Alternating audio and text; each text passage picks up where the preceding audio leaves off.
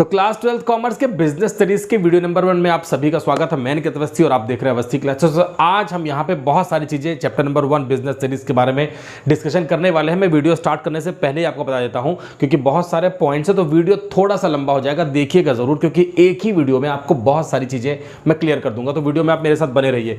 आज हम डिस्कशन करने वाले हैं बिजनेस स्टडीज है, चैप्टर नंबर 1 है और उसका नाम है nature and significance of management. Chapter important इसलिए हो जाता है कि हमको जो बिजनेस स्टडीज की बुक है कुछ इसके बारे में फटाफट आपको बता देता हूं, क्लास 12 की बिजनेस स्टडीज जो है, और उसके बाद हम चैप्टर स्टार्ट करेंगे। क्लास 12 की जो बिजनेस स्टडीज की बुक है उसमें टोटल 12 चैप्टर है आपके लिए। 12 चैप्टर में जो चैप्टर नंबर 1 से चैप्टर नंबर 8 तक है ये टोटली ह्यूमन रिसोर्सेज के बारे में, यहां पर ह्यूमन एक्टिविटीज के बारे में पढ़ेंगे क्योंकि हम मैनेजमेंट के बारे में बात कर रहे हैं तो मैनेजमेंट ऑब्वियसली ह्यूमन एक्टिविटीज के लिए एप्लीकेबल होता है ना। तो ह्यूमन एक्टिविटीज के बारे में हम मतलब ह्यूमन रिसोर्सेज के बारे में हम बात करेंगे चैप्टर नंबर 1 to 8 में। चैप्टर नंबर 9, 10, 11 में हम बात करेंगे फाइनेंशियल रिसोर्सेज के बारे में, जो बिजनेस के लिए फाइनेंशियल रिसोर्सेज जो फंड होता है, पैसा होता है, उसके बारे में हम बात करेंगे। और फिर चैप्टर नंबर 12 जो है वहां पे हम बात करेंगे कंज्यूमर प्रोटेक्शन एक्ट के बारे में। 2 पार्ट्स में हमारी बुक डिवाइड है। पहला मतलब अब देखा जाए तो 3 पार्ट्स में होगा क्योंकि पहला जो पार्ट है वो ह्यूमन रिसोर्सेज का है, फिर फाइनेंशियल रिसोर्सेज का है और 20 मार्क का प्रैक्टिकल होता है, बोर्ड एग्जाम है और 20 मार्क का प्रैक्टिकल के एक्सटर्नल पॉइंट्स होते हैं, वो आपको प्रैक्टिकल लेंगे। ये वीडियो बहुत ज्यादा इंपॉर्टेंट आप लोगों के लिए इसलिए हो जाता है कि मैनेजमेंट जो है ना इसको समझना बहुत ज्यादा जरूरी है। पूरी बुक जो है वो मैनेजमेंट के ऊपर है और आपको बता देना चाहता हूं कि बहुत अच्छी बुक है, one of the best syllabus है हमारे क्लास 12 में। आप MBA करने जाएंगे, आप BBA करने जाएंगे तो क्लास 12 की बिजनेस स्टडीज अगर आप पढ़े रहेंगे तो आपको बहुत सारी हेल्प मिलेगी। स्टार्ट करते हैं nature and significance of management. Management का नेचर क्या है, मीनिंग क्या है और इसकी जो सिग्निफिकेंस है या इसकी स्पेशलिटीज क्या है, इसके फीचर्स क्या है, हम सब जानेंगे। तो सबसे पहले हम मैनेजमेंट का मतलब जानेंगे, इंट्रोडक्शन जानेंगे, मैनेजमेंट होता क्या है और हम इसे क्लास 12 में क्यों पढ़ना चाहते हैं। देखिए बिजनेस स्टडीज पढ़ रहे हैं और बिजनेस स्टडीज का सही तरीके से हम बिजनेस कर रहे हैं, बिजनेस कैसे होता है यही हम पढ़ रहे हैं। और क्लास 12 की बिजनेस स्टडीज बहुत अच्छी बुक है जिसमें हम मैनेजमेंट के बारे में जानेंगे। मैनेजमेंट मतलब चीजों को मैनेज करना, रिसोर्सेज को मैनेज करना, ह्यूमन रिसोर्सेज को मैनेज करना। रिसोर्सेज जो है उसे बिजनेस में 3 मेजर पार्ट्स में डिवाइड किया गया। पहला होता है फिजिकल रिसोर्सेज जिसका फिजिकल एग्जिस्टेंस होता है, उसमें हमारे फर्नीचर्स आते हैं, हमारे मशीनरीज आती हैं, हमारा गुड्स आता है। इसके अलावा एक होता है ह्यूमन रिसोर्सेज जिसे हम ह्यूमन रिसोर्सेज ह्यूमन बीइंग को इन्वॉल्व करते हैं। और तीसरा होता है फाइनेंशियल रिसोर्सेज जहां पे हम फंड की, पैसे की बात करते हैं। ये जो आप देख पा रहे हैं ये हमारे लिए टोटली है ह्यूमन रिसोर्सेज। मैनेजमेंट जो होता है वो किसी ह्यूमन बीइंग के लिए होगा क्योंकि आप किसी ह्यूमन बीइंग के अंदर ही उसके नेचर में चेंज करना चाहेंगे, उसे सिस्टमेटिक करना चाहेंगे और ऐसा आप इसलिए करना चाहेंगे क्योंकि आप अपने जो बिजनेस कर रहे हैं उसे सक्सेस में ले जाना चाहते हैं, आप उसमें ज़्यादा प्रॉफिट कमाना चाहते हैं, बिजनेस में प्रॉस्पेरिटी चाहते हैं, बिजनेस को बूम पे ले जाना चाहते हैं और इसके लिए आप करते हैं मैनेजमेंट। मैनेजमेंट में हमें इन सारे रिसोर्सेज का, चाहे वो फिजिकल हो, चाहे वो फाइनेंशियल हो, चाहे वो ह्यूमन रिसोर्सेज हो, उनको सही तरीके से व्यवस्थित करना है, मैनेज करना, और इसके लिए हम पढ़ते हैं मैनेजमेंट। यहां पर इंट्रोडक्शन अगर देखें तो लिखा हुआ है successful organisation do not achieve their goals by chance but following the deliberate process is called management. कोई भी बिजनेस ऑर्गेनाइजेशन हो मतलब वो तुक्के में नहीं चल रहा, आपको समझना है। कोई भी बड़ी बड़ी कंपनीज होंगी, बड़ी फैक्ट्रीज होंगी, बहुत बड़े बड़े इंडस्ट्रीज हैं, उनके बिजनेस इतने अच्छे से चल रहे हैं। आप बड़े बड़े लोगों के नाम लीजिए, आप एप्पल का नाम लीजिए, आईफोन जो बनाते हैं, इसके अलावा गूगल का नाम लीजिए, आप मर्सिडीज बेंज का नाम लीजिए। इतना अच्छा इनका मार्केट सेट है, इतना अच्छा इनका गुडविल है मार्केट में, इतने सही तरीके से चीज़ों को मैनेज करते हैं, स्टैंडर्ड के गुड्स प्रोवाइड करते हैं, कंज्यूमर सेटिस्फाई होता है। ये सब पॉसिबल हो पाता है, ये इतने टॉप में है, इतने अच्छे प्लेटफॉर्म में पहुंच चुके हैं वो, और ये सब कुछ पॉसिबल हो पाया है मैनेजमेंट को सही तरीके से एप्लीकेबल करके। ये कोई चांस नहीं है, कोई तुक्का नहीं है कि बस उन्होंने बिजनेस की और बाय लक उनका हो गया, नहीं, बाय लक से कुछ नहीं होता। मैनेजमेंट को फॉलो करना पड़ेगा, डेडिकेशन दिखाना पड़ेगा और लगातार अगर हम मैनेजमेंट के सारे प्रिंसिपल्स को, सारे मेथड्स को एप्लीकेबल करेंगे सही टाइम पर तो हमें भी सक्सेस मिल जाएगी। हम बहुत कुछ सीखेंगे इस चैप्टर में, धीरे धीरे आगे चलेंगे। और अब आपको यहाँ पे मॉडर्न कंसेप्ट समझना है। मॉडर्न कंसेप्ट जो मैनेजमेंट का है, आपको मैनेजमेंट में बस इतना ही समझना है कि मैनेजमेंट में हमें मैनेज करना है चीज़ों को, रिसोर्सेज को, फिजिकल फाइनेंशियल रिसोर्सेज को, और जो भी पर्सन इन सब चीज़ों को सक्सेसफुली मैनेज कर पाएगा वही कहलाता है मैनेजर। अगर हम मॉडर्न कंसेप्ट की तरफ चलें तो मॉडर्न कंसेप्ट को समझे, इसके पहले ट्रेडिशनल अप्रोच जो थी, मतलब जो पुराने जमाने में चलती थी कि दूसरों से काम को कराकर काम को कंप्लीट करने ला ही कहलाता था मैनेजमेंट। लेकिन वो ट्रेडिशनल अप्रोच थी। मॉडर्न अप्रोच में हम कुछ एलिमेंट ऐड करते हैं तब जाके हमारे मैनेजमेंट की कंप्लीट डेफिनेशन बन पाती है। और अगर आप देखेंगे तो मैंने मॉडर्न डेफिनेशन ही लिखी है, लेकिन इस मॉडर्न डेफिनेशन में हमारी ट्रेडिशनल मतलब पुरानी डेफिनेशन भी छुपी हुई है। Management is a process. इसमें 3 ब्रैकेट आपको दिखाई दे रहे हैं, अगर आप देखेंगे ना यहाँ पर, तो मैनेजमेंट जो मॉडर्न कंसेप्ट है, मैनेजमेंट की जो डिफिनेशन है, इसमें आपको 3 इंपॉर्टेंट वर्ड दिखाई दे रहे हैं। देखिए, प्रोसेस, इफेक्टिवनेस और एफिशिएंसी, इसके बारे में बात करेंगे। पहले पूरे स्टेटमेंट को पढ़ लेते हैं। Management is a process of getting things done with the aim of achieving goal effectively and efficiently. Management का मतलब पहले काम कराकर बस निपटा दो, कैसा हुआ काम, उसमें स्टैंडर्ड है, क्वालिटी है, क्वांटिटी है, कोई मतलब नहीं होता था। सिनेरियो बदल गया है, टाइम चेंज हो गया है, अब हम कंज्यूमर ओरिएंटेड, कंज्यूमर को हम किंग पिन मानते हैं मार्केट का। जो कंज्यूमर है उसके अकॉर्डिंग चीज़ों को अगर आप नहीं बनाएंगे, कंज्यूमर को सेटिस्फाई नहीं कर पाएंगे, तो कितना भी अच्छा बिजनेस, कितना सारा पैसा लगा के कर लीजिए, बिजनेस में सक्सेस नहीं मिलेगी, क्योंकि कंज्यूमर को ध्यान रखना है। तो यहाँ पे हमें जो वर्क करना है ना, उस वर्क को करने के लिए हमें ऐसी ऐसी चीज़ों को इन्वॉल्व करना है जिसमें हम देखते हैं कि मैनेजमेंट एक प्रोसेस है। प्रोसेस का क्या मतलब हो गया? प्रोसेस का मतलब हो गया कि किसी चीज़ को सिस्टम से करना, आगे बढ़ना, और ये सीक्वेंस में होना चाहिए। सीक्वेंस मतलब series of inter related function is called process. Series of inter related function, बहुत देसी एग्जांपल आपको देता हूँ। अगर हमें रोटी बनानी है तो पहले हमारे पास आटा होना चाहिए, उस आटे को हम गूंद लेंगे, उसे सान लेंगे, उसके बाद में उसकी छोटी छोटी उसकी गोली बना लेंगे, उसके बाद उसे हम रोटी बनाएंगे, बेलेंगे और फिर तवे में डालेंगे और फिर उसे सेक देंगे।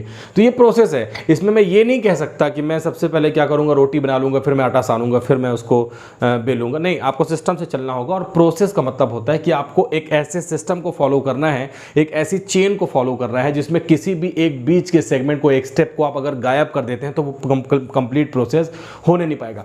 मैनेजमेंट एक प्रोसेस है, इसमें हम बहुत सारी चीज़ों को सिस्टमेटिक जब करते चलेंगे और उसको एक के बाद दूसरे नंबर पर कौन सी आती है, ये आपको जब पता चल जाएगा कि कौन से दूसरे नंबर पे है, उसके बाद थर्ड नंबर पे, फोर्थ नंबर पे कौन किसे करना है, तो डेफिनेटली आप भी सक्सेसफुल मैनेजर बन जाएंगे, बिजनेस को आप ऊंचाइयों में ले जाएंगे। तो प्रोसेस का मतलब बहुत क्लियर है, चीज़ों को सिस्टमेटिक करना, और एक के बाद दूसरा स्टेप कौन सा होगा ये आपको पता होगा, उसी स्टेप को करना है, उस स्टेप को वहाँ से हटाना नहीं है या उसे ओवरलैप नहीं करना है। और सिस्टमेटिक वे में, मैंने आपसे कहा ना, series of inter related function, एक के बाद दूसरा के बाद तीसरा करते चलेंगे, और हमारा मैनेजमेंट का प्रोसेस अगर हम फॉलो करेंगे तो हमारा काम हो जाएगा। Getting things with the aim of achieving goal, हम क्यों करना चाहते हैं? क्योंकि हम अपने टारगेट को, अपने गोल को, अपने एम को, अपने जो बिजनेस का एम है, उद्देश्य है, उसे पूरा करना चाहते हैं।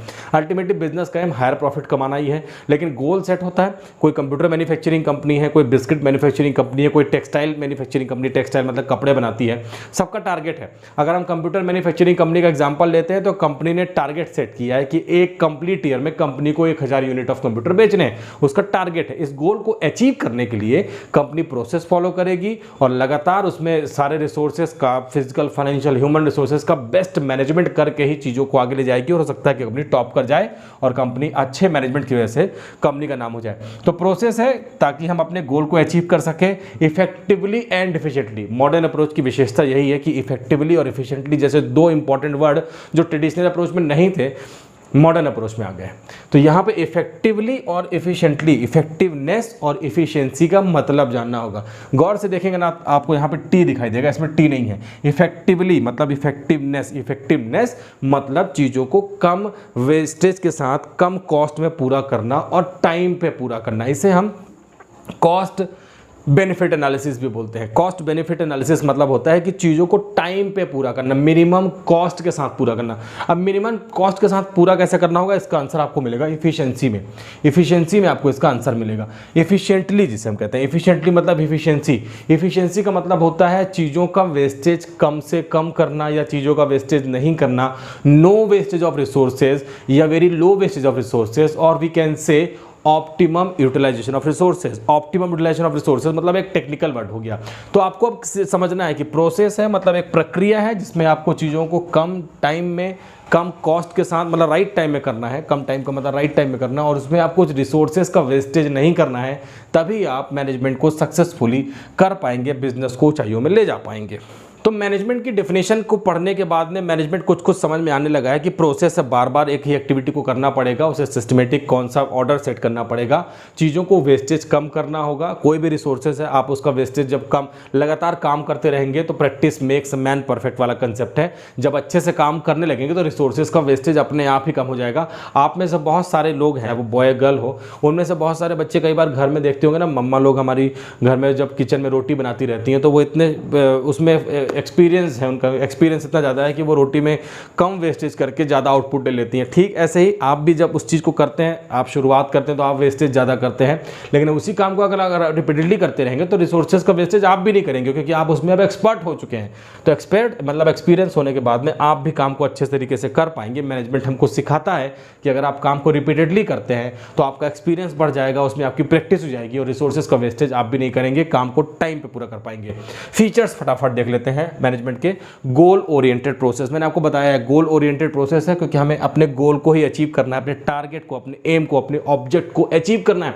ऑब्जेक्ट क्या है? हर किसी बिजनेस के नेचर और साइज के हिसाब से ऑब्जेक्ट अलग अलग हो सकता है, छोटे से लेके बड़े। बिजनेस चाहे बिजनेस हो और चाहे बिजनेस ना हो, मैनेजमेंट हर जगह है। और मैनेजमेंट का पहला जो फीचर है वो यही है कि हमें अपने टारगेट को अचीव करना है। आप सब क्लास 12th में है और आपका जो ऑब्जेक्ट है वो ये है कि क्लास 12th में आपको बहुत अच्छे नंबर से पास होना है। मतलब मैनेजमेंट वहाँ पर भी है, जबकि आप वहाँ पर बिजनेस एक्टिविटी नहीं कर रहे हैं।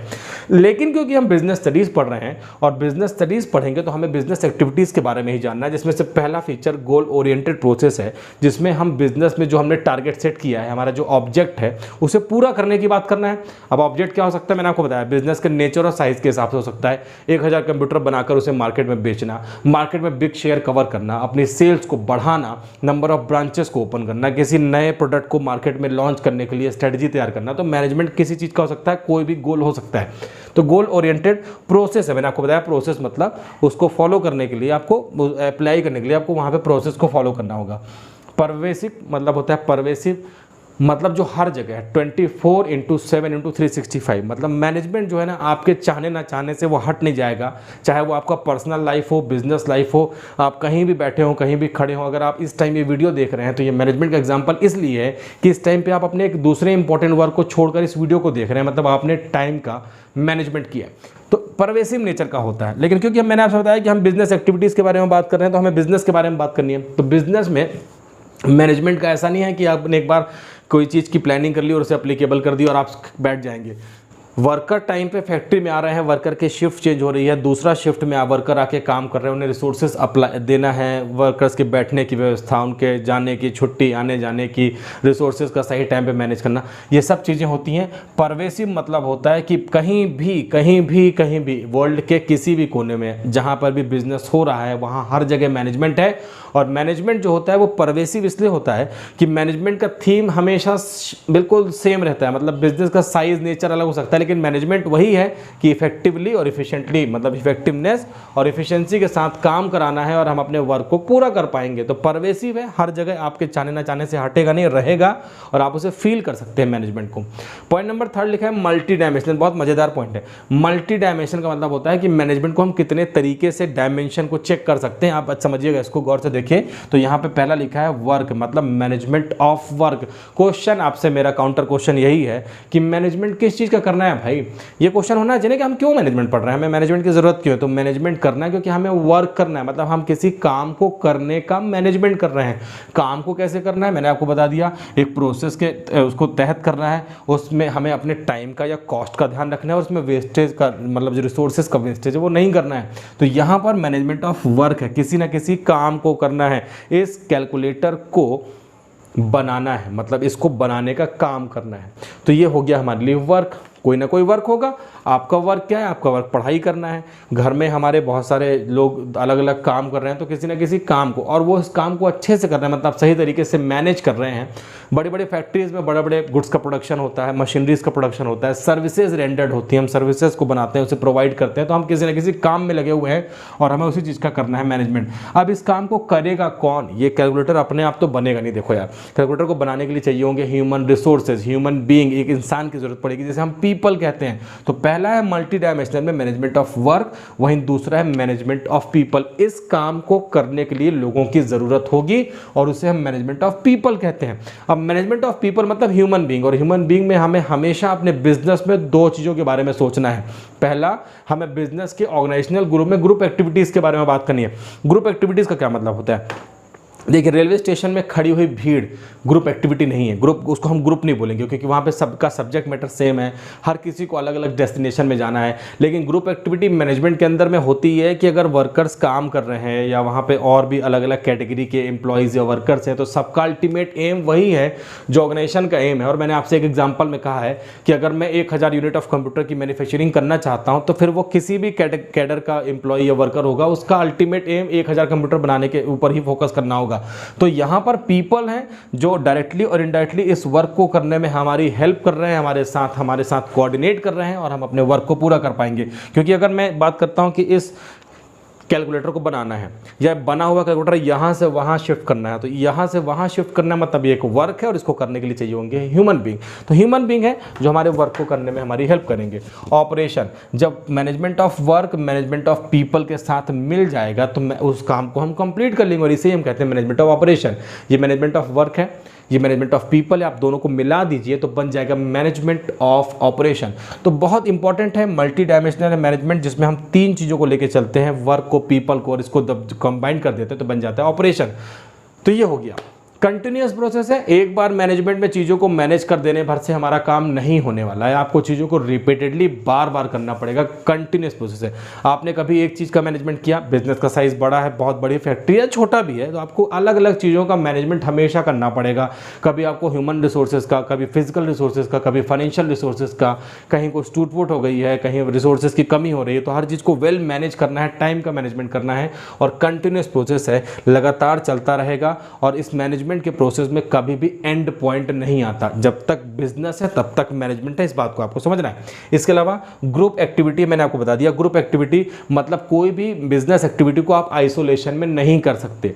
एक अकेला पर्सन ओनर हो सकता है बिजनेस का, जिसे क्लास 11th में आपने सोल प्रोप्राइटरशिप के नाम से पढ़ा है। अब सोल प्रोप्राइटरशिप में ठीक है, एक बिजनेसमैन है जो अकेला, उसके जो बिजनेस पर मालिकाना हक है, जो ओनरशिप राइट है, वो एक अकेले पर्सन का है, लेकिन उसके बिजनेस में भी बहुत सारे लोग जुड़े होते हैं, बैंक होता है, डेटर होते हैं, क्रिएटर्स होते हैं, उसके बिजनेस में वर्कर्स होते हैं, एम्प्लॉयज होते हैं, तो अकेला काम नहीं कर सकता। ग्रुप एक्टिविटी में काम चलेगा और ग्रुप एक्टिविटी का मतलब हो गया जिनका सबका एक विजन होगा, मतलब एक ही टारगेट को अचीव करने के बारे में बात करेंगे, तभी तो वो ग्रुप है।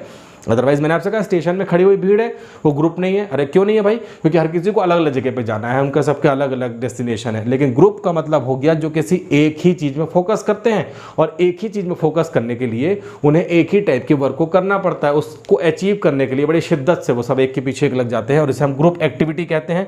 बहुत सारे लोगों का ग्रुप, बहुत सारे डिपार्टमेंट, आपके फैक्ट्री चल रही है, आपका अलग अलग वहाँ पे मैन्युफैक्चरिंग हो रही है, इंडस्ट्रीज है, तो अलग अलग यूनिट्स हैं और सबको मिला के ही हम उस कंपनी के विजन को पूरा करते हैं, ऑब्जेक्ट को पूरा करते हैं। ये ग्रुप एक्टिविटी के थ्रू पॉसिबल हो पाएगा।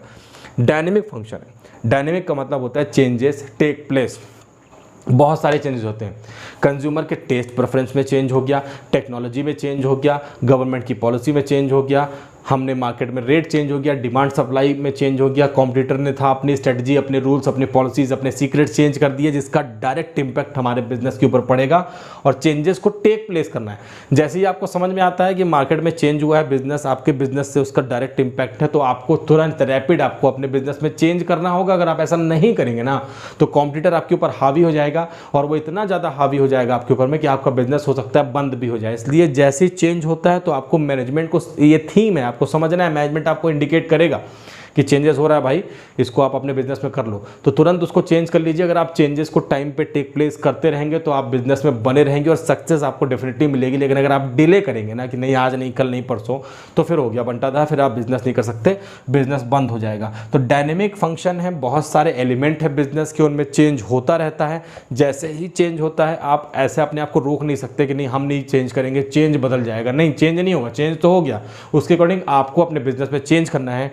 अगर आपको ऐसा करते हैं तो बिजनेस में डेफिनेटली आपको सक्सेस मिलेगी। इनटेंजिबल मतलब अदृश्य होता है, आप इसे, इसका फिजिकल एग्जिस्टेंस नहीं होता। जैसे मैं खड़ा हूं, जैसे आप हैं, हर किसी का फिजिकल अपीयरेंस है, मैनेजमेंट का कोई फिजिकल अपीयरेंस नहीं है। इनटेंजिबल होता है, इसे हम देख नहीं सकते, नॉन विजिबल होता है। फील कर सकते हैं। कैसे फील कर सकते हैं? बिजनेस है, बिजनेस में ज़्यादा प्रॉफिट हुआ, अच्छा ये मैनेजमेंट था इसलिए प्रॉफिट हुआ। बिजनेस में वर्कर्स हैप्पी हैं, बहुत खुश हैं, बहुत डेडिकेशन के साथ काम कर रहे हैं, एक दूसरे से अच्छे से बात कर रहे हैं, फ्रेंडली बिहेवियर है, बिलोंगिंगनेस, अपनापन है, तो ये मैनेजमेंट का एग्जांपल है, आप आसानी से समझ जाएंगे कि अरे हाँ यार ये मैनेजमेंट का ही बात है। देखो कितना खुशनुमा माहौल है इस फैक्ट्री के अंदर में, नंबर ऑफ ब्रांचेस हमारी बढ़ रही हैं, हम ज़्यादा वर्कर्स को अपॉइंट कर रहे हैं, बहुत ज़्यादा हमारे बिजनेस में एम्प्लॉयज़ की संख्या बढ़ रही है, नए गुड्स की मैन्युफैक्चरिंग करना चाहते हैं, मार्केट में हम ज़्यादा शेयर कवर कर रहे हैं। ये सब आपके बिजनेस के मैनेजमेंट के एग्जाम्पल हैं जहाँ पर आप मैनेजमेंट को अच्छा होते हुए देखेंगे। इंटेंजिबल है, भले नहीं बोलता, भले नहीं दिखता मैनेजमेंट, लेकिन आप उसे फील कर सकते हैं और डेफिनेटली फील कर सकते हैं। और मैनेजमेंट को बिजनेस के प्रॉस्पेरिटी में, बिजनेस की ग्रोथ के टर्म में आप देख सकते हैं। अगर ऐसा नहीं हो रहा है तो वहाँ पर भी मैनेजमेंट है, लेकिन पुअर मैनेजमेंट है, क्योंकि बिजनेस डाउनफॉल में जा रहा है, मतलब मैनेजमेंट तो है, लेकिन वो कैसा मैनेजमेंट है जो हमारे बिजनेस में प्रॉस्पेरिटी नहीं दे रहा है, तो वो घटिया मैनेजमेंट है, उससे बचना है। इसके अलावा ऑब्जेक्टिव्स की बात करते हैं कि मैनेजमेंट का ऑब्जेक्ट क्या है, क्या करना चाहता है मैनेजमेंट। तो लिखा है ऑर्गेनाइजेशनल ऑब्जेक्टिव, और दूसरा है सोशल, और तीसरा इंडिविजुअल। तो ऑर्गेनाइजेशन ऑब्जेक्टिव का मतलब होता है कि सबसे पहले हम बिजनेस कर रहे हैं, मैनेजमेंट है, और मैनेजमेंट में पहले नंबर पे अगर हम किसी रखेंगे, किसी पायदान पे जो फर्स्ट है, उसे हमें नहीं अपने ऑर्गेनाइजेशन को रखना हो। जैसा एक गाना आपने सुना हो ना कि मैं रहूं या ना रहूं, मेरा देश ये रहना चाहिए, मतलब अपने देश को आगे रखना है, खुद पीछे रहना है, मतलब अपने बिजनेस ऑर्गेनाइजेशन को हमेशा टॉप में रखना है, प्योरिटी देनी है उसे, और उसके बाद अपने आप को रखना है। कहने का मतलब ये है कि पहले आपको ऑर्गेनाइजेशनल गोल को अचीव करने की बात करनी है, उसके बाद इंडिविजुअल गोल को अचीव करने की बात करनी है। ऑर्गेनाइजेशनल गोल मतलब बिजनेस जो है उसके बारे में बात करनी है, और बिजनेस का अल्टीमेट एम मैंने आपको बता दिया। इतना बड़ा हम मैनेजमेंट क्यों पढ़ रहे हैं, क्योंकि वहाँ पर हमें प्रॉफिट कमाना है, ज़्यादा से ज़्यादा प्रॉफिट कमाना है। Profit, survival, growth organisational objective का पहला पॉइंट है। बिजनेस में जो प्रॉफिट कमा रहे हैं, ऐसा लोगों को लगता है कि हम जो प्रॉफिट कमा रहे हैं बस वो हमारा ही प्रॉफिट है। नहीं, एक बड़े एग्जाम्पल के साथ, एक बड़े सस्ते से एग्जाम्पल के साथ समझते हैं, बहुत ईजी एग्जाम्पल के साथ। हुआ ये कि मान लेते हैं किसी चीज़ को मैंने 10 रुपीज़ के गुड्स को 13 रुपीज़ में मार्केट में बेचा है। अब जो 3 रुपीज़ का प्रॉफिट है, बिटवीन 10 एंड 13 के बीच का जो 3 रुपीज़ का प्रॉफिट मैंने लिया है, अब किसी को लगता होगा कि यार ये तो 3 रुपये प्रॉफिट ले रहा है, बहुत ज़्यादा प्रॉफिट कमा रहा है। ऐसा नहीं है। उस 3 रुपये प्रॉफिट को मैं 3 एक रुपये के पार्ट में डिवाइड कर देता हूँ, जिसमें से पहला 1 रुपये जो है उसे मैं सर्वाइवल कहता हूँ, मतलब जो पहला 1 रुपीज़ उसे मैं सर्वाइवल कहता हूँ। बिजनेस में सर्वाइव करना है आपको, और सर्वाइव आप कर पाएंगे जब आप बिजनेस के बहुत सारे एक्सपेंसेस को पूरा करेंगे। बिजनेस में बहुत सारे एक्सपेंसेस होते हैं, बिजनेस में इलेक्ट्रिसिटी का एक्सपेंसेस होता है, बिल्डिंग का रेंट का एक्सपेंसेस होता है, एम्प्लॉयज़ वर्क करते हैं, उनके सैलरी वेजेस का पेमेंट करना होता है, बहुत सारे हमको गवर्नमेंट के टैक्सेस का पेमेंट करना होता है, और रिपेयर मेंटेनेंस के बहुत सारे खर्चेस लगे होते हैं। तो एक्सपेंसेस जो होते हैं वो आप प्रॉफिट से ही खत्म करते हैं। तो पहला 1 रुपये तो मैंने जो कमाया था वो मैंने बिजनेस के ऊपर ही खर्च कर दिया। दूसरा जो प्रॉफिट है, क्योंकि बिजनेस ही इसीलिए कर रहा हूं कि मैं प्रॉफिट कमा सकूं, तो दूसरा 1 रुपये जो हमारे प्रॉफिट को इंडिकेट करता है। और बिजनेस करेंगे तो बिजनेस प्रॉफिट करने के लिए ही है, क्योंकि मेरे पर्सनल खर्चे भी हैं ना, उसे भी तो पूरा करना है, तो वो मैं प्रॉफिट से ही करूंगा। और तीसरा है ग्रोथ। जिस लेवल पे बिजनेस आज से 10 साल पहले हो रहा था, उसी लेवल पे बिजनेस नहीं होगा। बिजनेस बढ़ता चला जाएगा, बिजनेस बढ़ता चला जाएगा, और जो प्रॉफिट मैं कमा रहा हूँ, इस प्रॉफिट को वापस से बिजनेस में लगाकर ही मैं बिजनेस की ग्रोथ करता हूँ। ग्रोथ के अलग अलग टर्म्स होते हैं। बिजनेस की ग्रोथ को आप अलग अलग चीज़ों के नाम से जान सकते हैं। मैंने आपसे बताया कि नंबर ऑफ ब्रांचेस बढ़ रही हैं, या अगर मैं बात करता हूँ कि वहाँ पे हमारी फैक्ट्रीज बढ़ रही हैं, एम्प्लॉयज़ बढ़ रहे हैं, गुड्स का ज़्यादा प्रोडक्शन कर रहे हैं, ज़्यादा सेल्स हो रही है, तो सब ग्रोथ है। और ये सब पॉसिबल हो पाता है हमारे ऑर्गेनाइजेशनल ऑब्जेक्टिव्स को पूरा करने से, जिसका मेन बेस होता है प्रॉफिट। प्रॉफिट है तो सब कुछ है, प्रॉफिट नहीं है तो बिजनेस में कुछ भी नहीं हो सकता है। दूसरा सोशल, आप बिजनेस कर रहे हैं और बिजनेस बहुत चल रहा है, लोग आपके बिजनेस में ज़्यादा से ज़्यादा भीड़ आ रही है, कस्टमर आ रहे हैं, लोग आपको पसंद करते हैं, पब्लिक आपको बहुत चाहने लगी है। पूरा क्रेडिट बिजनेस का बूम में जाने का, ऊंचाइयों में जाने का गोज टू सोशल ऑब्जेक्टिव्स, क्योंकि सोसाइटी वो है जिसके अंदर कस्टमर्स हैं और कस्टमर से ही बिजनेस चल रहा है, मतलब सोसाइटी से बिजनेस चल रहा है। तो सोसाइटी की नीड का ध्यान रखना है। अब सोसाइटी की नीड का ध्यान रखना है, सोशल नीड को पूरा करना है। इसका मतलब ये नहीं है कि आपको कुछ फ्री में कर देना है या उनके ऊपर दान धर्म करना, नहीं, ऐसा मत करिए। आप सोसाइटी को हेल्दी रखने की बात करिए। आप जिस भी गुड्स की मैन्युफैक्चरिंग कर रहे हैं, उस गुड्स को ऐसा मैन्युफैक्चरिंग करिए कि वो लगे कि हाँ यार ये गुड्स सोसाइटी में एक हेल्दी एटमॉस्फेयर क्रिएट करेगा। मतलब सोसाइटी है तो सोसाइटी में जो गुड्स हम बेचना चाहते हैं ना, उसको जब सोसाइटी यूज़ करेगी तो वो डेफिनेटली सोसाइटी के लिए काफ़ी अच्छा रहेगा, हार्म नहीं होगा, उससे सोसाइटी को नुकसान नहीं होगा। रिजनेबल प्राइस पे दीजिए, स्टैंडर्ड का गुड्स दे दीजिए, कंपटीटर का जो है प्राइस उससे कम देने की कोशिश करिए, इन्वायरमेंट को इको फ्रेंडली बनाने की कोशिश करिए, ऐसा प्रोडक्शन करिए कि आप ज़्यादा फैक्ट्री चलाते हैं, धुआं निकलता है, गंदा पानी निकालते हैं, इन सबको प्यूरीफाई करके इन्वायरमेंट में वापस से मिक्स करिए। तो सोसाइटी के ऑब्जेक्टिव्स को पूरा करिए। और उसके बाद है इंडिविजुअल ऑब्जेक्टिव्स, जिसमें हमें इंडिविजुअल मतलब ह्यूमन ऑब्जेक्टिव, एक पर्सन के बारे में सोचना है। मैंने आपसे कहा ना, पहले हमें सोचना है उस ऑर्गेनाइजेशन के बारे में, फिर सोसाइटी के बारे में, और सबसे लास्ट में अपने बारे में सोचना है। तो इंडिविजुअल ऑब्जेक्टिव्स हैं जिसमें हम इंडिविजुअल्स की नीड को पूरा करने की बात करेंगे। हमारे बिजनेस में इंडिविजुअल्स में हमारे एम्प्लॉयज़ वर्कर्स होते हैं और इनकी भी बेसिक नीड होती है, इनको भी पूरा करना है। और ऑर्गेनाइजेशन में डेफिनेटली हम अगर अच्छे मैनेजमेंट की कल्पना करते हैं या अच्छा मैनेजमेंट करना चाहते हैं, अच्छे मैनेजर बनना चाहते हैं, तो आपको इंडिविजुअल नीड को भी पूरा करना होगा। और इंडिविजुअल नीड को पूरा करने का मतलब होता है कि वर्कर्स को फेयर सैलरी दीजिए ताकि वो अपनी बेसिक नीड को पूरा कर सके। कॉम्पिटिटिव सैलरी दीजिए, जितनी सैलरी आपके अगल बगल वाले जो कॉम्पिटिटर है वो देते हैं। इसके अलावा उनकी पर्सनल ग्रोथ करिए। ऐसा नहीं कि बिजनेस में कोई एक वर्कर 10 साल पहले प्यून के पोस्ट में था, 10 साल बाद भी वो प्यून के पोस्ट में ही है, नहीं, आप उसका प्रमोशन करते रहिए टाइम टाइम पे, उसका इंक्रीमेंट करिए, उसकी रैंक बढ़ाइए और उसकी पर्सनल ग्रोथ करिए। ज़्यादा से ज़्यादा बिजनेस के उसे एक्टिविटीज़ को सिखाइए ताकि अगर कोई वर्कर छोड़ के चला जाए तो वो आपकी मदद कर सके। तो ये सारा इंडिविजुअल ऑब्जेक्टिव्स है। उसके अंदर के टैलेंट को, कॉन्फिडेंस को, उसके इनोवेटिव क्रिएटिव आइडियाज़ को बढ़ाइए और आपके डेफिनेटली बिजनेस के लिए अच्छा मैनेजमेंट हो सकता है। ऑब्जेक्टिव्स हो गया भैया। इंपॉर्टेंस की बात भी फटाफट कर लेते हैं। मैंने आपसे कहा एक ही वीडियो में इतनी सारी बातें तो मैंने आपको बता दी। अब इंपॉर्टेंस की बात कर लेते हैं। हेल्प्स इन अचीविंग गोल, क्या इंपॉर्टेंस है मैनेजमेंट की? तो मैनेजमेंट जो है वो हमारे गोल को अचीव करने में हमारी हेल्प करता है, क्योंकि हमने एक विज़न तैयार कर लिया है, उस विज़न को तैयार करने का पूरा प्रोसेस तैयार कर लिया है। इफेक्टिवली काम करेंगे, इफिशिएंटली काम करेंगे तो डेफिनेटली अपने टारगेट को आसानी से हम अचीव कर पाएंगे, जो कि हमारे बिजनेस ऑब्जेक्टिव्स को अचीव करने में हमारी हेल्प करता है मैनेजमेंट। पॉइंट नंबर 2 लिखा है इंक्रीज इफिशिएंसी। इफिशिएंसी इंक्रीज होगी, बार बार आप उसी काम को करेंगे, डुप्लीकेसी, ओवरलैपिंग, वेस्टेज का जो रिसोर्सेज का वेस्टेज है वो कम से कम करेंगे तो उस फील्ड में आप हो जाएंगे मास्टर। तो इफिशिएंसी इंक्रीज होगी, आप ज़्यादा तेज़ी से वर्क कर पाएंगे, ज़्यादा अच्छे से सीक्रेट्स को समझ पाएंगे कि अच्छा ऐसे करने से बिजनेस में ऊंचाइयों पर हम पहुँच सकते हैं। तो बहुत सारे सीक्रेट्स आप जान जाएंगे और लगातार ऐसा करेंगे तो इफिशिएंसी इंक्रीज हो जाएगी। और तीसरा नंबर पर है डेवलपमेंट ऑफ सोसाइटी। आप सोसाइटी को हेल्दी गुड्स प्रोवाइड कर रहे हैं, रीजनेबल रेट पर प्रोवाइड कर रहे हैं, डुप्लीकेसी नहीं कर रहे हैं, मिलावट एडल्ट्रेशन नहीं कर रहे हैं, आप सोसाइटी को, एनवायरनमेंट को भी हेल्दी रखने की बात करते हैं। तो ये सब जब आप काम करेंगे तो डेफिनेटली सोसाइटी आपको पसंद करेगी और सोसाइटी का डेवलपमेंट हो जाएगा। इसके अलावा creates a dynamic organisation. Changes होते रहते हैं, बहुत सारे चेंजेस होने के बाद में आप उन चेंजेस को अडॉप्ट करते हैं, उसके बेसिस पर काम करते हैं, जिसकी वजह से आप मॉडर्न बने रहते हैं, मतलब आप ट्रेडिशनल अप्रोच से बाहर निकल जाते हैं। और जब आप अप टू डेट रहेंगे, एकदम अप टू डेट मार्केट में जो करंट सिनेरियो चल रहा है, जो करंट बिजनेस इन्वायरमेंट है, उसके हिसाब से आप वर्क करेंगे तो डेफिनेटली बिजनेस में डायनेमिक रहेंगे और आपको फिर इस बात का डर नहीं है कि कॉम्पिटिटर या कोई दूसरा है जो चेंजेस होने से आपको परेशानी होगी, क्योंकि आपने सबसे पहले खुद ही चेंज कर लिया है। और helpful in achieving personal objectives, मैंने आपको बता दिया। पर्सनल मतलब सबसे लास्ट में यार, सबसे पहले ऑर्गेनाइजेशन के बारे में सोचना है, फिर सोसाइटी के बारे में, फिर अपने बारे में सोचिए। पर्सनल ऑब्जेक्टिव को भी पूरा करिए। ह्यूमन नीड है, ह्यूमन से ही तो सब कुछ है, बिजनेस ह्यूमन से ही है। और ह्यूमन ऑब्जेक्टिव्स को भी फुलफिल करना है, उसका प्रमोशन करना है, उसकी सैलरी फेयर रखनी है, कॉम्पिटिटिव सैलरी रखनी है, उसको प्रमोशन देना है, उसको टैलेंट को निखारना है। और ये सारे काम आप मैनेजमेंट में करते रहेंगे और डेफिनेटली आपके इस इंपॉर्टेंस को भी आप पूरा करेंगे। एक वीडियो में मैंने आपसे कहा था थोड़ा सा लंबा हो जाएगा, चीज़ें ज़्यादा है इसमें और आपको मैंने बहुत ही सरल शब्दों में समझाने की कोशिश की है। समझ लीजिए, कहीं दिक्कत होती है वीडियो दोबारा देखिए, उसके बाद भी दिक्कत होती है तो कमेंट सेक्शन में मुझसे पूछेगा, मैं डेफिनेटली आपके क्वेश्चन का आंसर दूंगा।